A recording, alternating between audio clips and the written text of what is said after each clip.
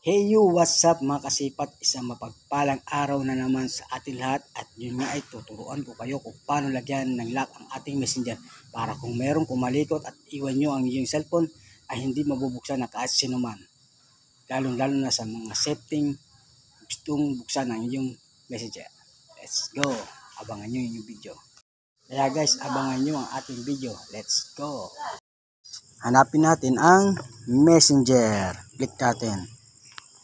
Punta tayo sa tatlong guhit na sa itaas na may pulang bilog. Click natin. Hanapin natin ang settings. Yan.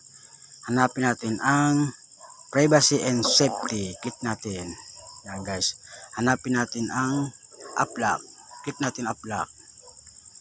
Tapos unlock with biometrics. Switch on lang natin guys. Tapos pindutin nyo ang switch button gamit ang fingerprints. Yan guys, naka-unlock na ang ating messenger.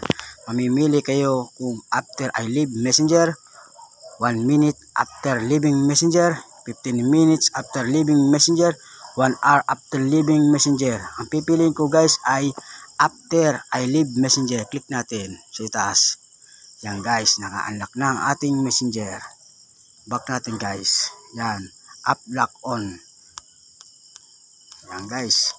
Tingnan natin guys kung naka-unlock na guys ang ating messenger. Yan guys, unlock another way. Ngayon, switch natin yung switch button. Yan guys, mo-open na guys. Okay na guys. Naka-unlock na ating messenger. Hanggang dito na lang. Bye bye.